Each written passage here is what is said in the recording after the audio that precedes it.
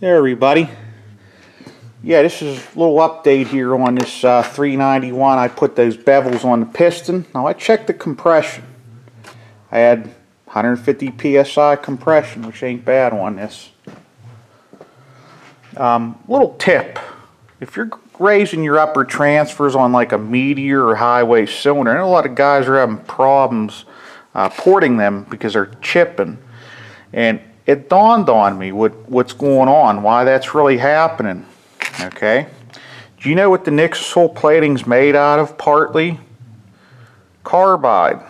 Okay, now if you know anything about grinding carbides, I used to be a machinist. You need a silicon carbide grinding stone to grind a cylinder. Now it's not going to grind as fast, I realize that, but it'll get the job done. You won't chip your plating, because it's just like if anybody's ever tried to sharpen carbide tooling, you can't really use it on your bench grinder. You know, the diamond grinding wheel on your bench grinder, it'll chip that tool. It won't sharpen, it'll get hot. It might sharpen it maybe a little, but it's not going to be right. That's why you want to use a silicon carbide grinding wheel or stone. Okay, it's pretty good information to know. And one of the reasons why I'm raising these upper transfers, you guys are probably going to laugh. Do you know what these upper transfers were on this aftermarket cylinder? I took the time to check it. 140.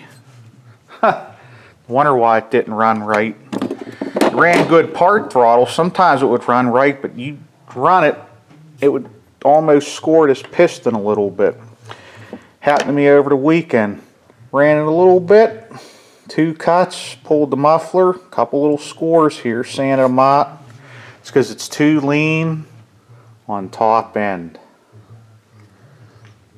His transfers are way too far down. That the ram angle of the crank can't create the right amount of pressure to get that vacuum up to work your carburetor and bring the charge up into your cylinder so it runs properly. I've noticed that if you, like I said, if you run it over 130, you'll get carburetor tuning issues. This is what I'm discovering.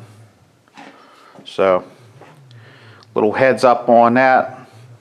If I showed you down in the cylinder here, that's a little piece of little paper towel down in there. But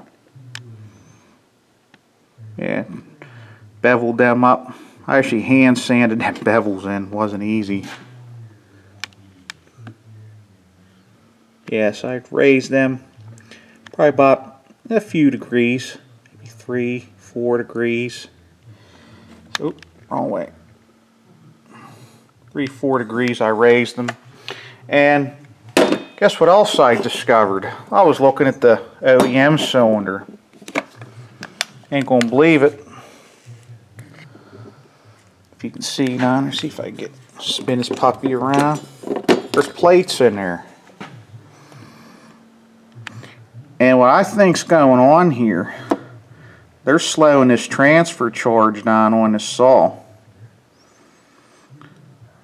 It's all about emissions. That's why this didn't run right. Transfers were too itty bitty and tiny. And also, these things are like razor sharp.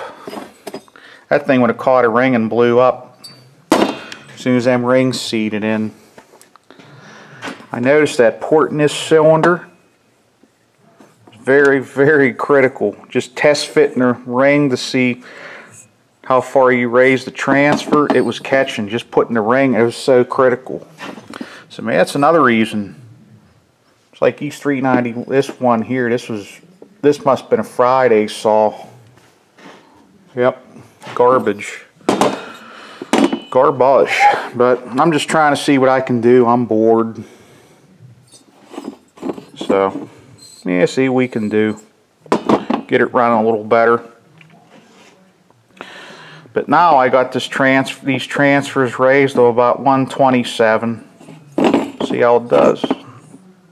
That's why I took the time to put the chamfers here on the piston, because I didn't want to grind all them transfers out of there, because if you make it too big, you're going to slow your velocity down. Okay? And it can't be too small, but it can't be too big. It has to be just right. So I just thought I'd show you guys there. There's a little board. Also got this little steel MS210 my buddy gave me to work on. It ain't running right, he says. And it's got one of these Zama carburetors on it. Okay. Now I noticed the carburetor, I cleaned this off and everything. Looks like it's new, but it ain't. Okay. These have in here what's known as an accelerator pump inside here. These Zama carburetors, okay? Now, the symptom that you have that your accelerator pump's bad is it's boggy, and you might get it running, you'll think it's good. As soon as you put it in the wood, it'll just die right out. As soon as you touch a piece of wood, it'll die out, okay? And what I've learned about these carburetors is right down inside here, just this is your throttle plate, just work that back and forth.